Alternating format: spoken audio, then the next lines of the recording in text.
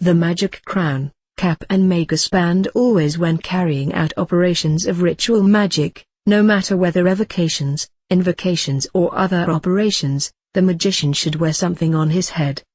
He may take, for this purpose, a golden crown with magic symbols engraved on it, or he may take a cap or some other headgear with the symbols of the macrocosm and microcosm of the deity with whom the magician is connected or whose shape he is taking on.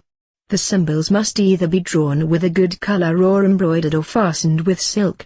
Such a symbol of the macrocosm and microcosm, for instance, is a hexagon in the middle of two circles inside of which is the microcosmic symbol of man, the pentagram. If the magician embroiders his cap himself, or if he has it embroidered by somebody else, he may choose a golden color for the circles as a symbol of infinity. For the hexagon he may take a silvery color as the symbol of the created universe, and for the pentagram in the center a white or violet color. Instead of using a cap or a turban as a headgear, a silk band, a so-called Magus band, may suffice. This band may be in white, violet or black and is to be wound round the magician's head. The part running over his forehead should be ornamented with the macro-microcosmic symbol, described previously. The symbol may either be embroidered or drawn on a piece of parchment, thereby using the color mentioned above.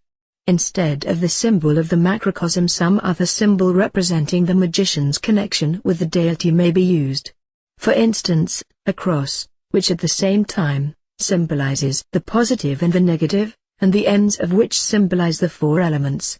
A rose cross symbol may also be employed, that is a cross with 7 roses in the center, also symbolizing the 4 elements, the positive and the negative, and on top of that, the 7 planets.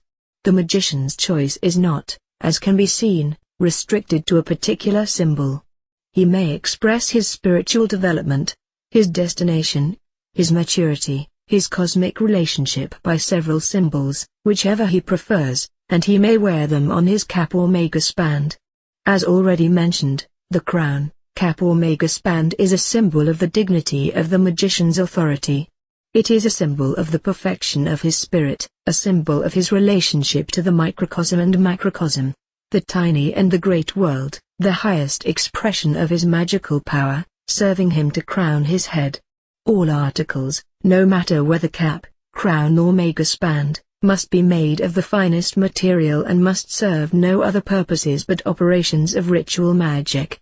As soon as the cap, crown or Magus band is ready and has been tried out, it should be sanctified by meditation and a holy oath, so that the magician will only put it on his head when he is fully absorbed with the idea of his unity with the deity, and he will only make use of the cap for operations which demand this kind of symbolism. When speaking his oath, the magician should put his right hand on the cap and should concentrate, by force of imagination, on the idea that at the moment he puts the cap on his head he is united with his deity, or with the symbol ornamenting his cap.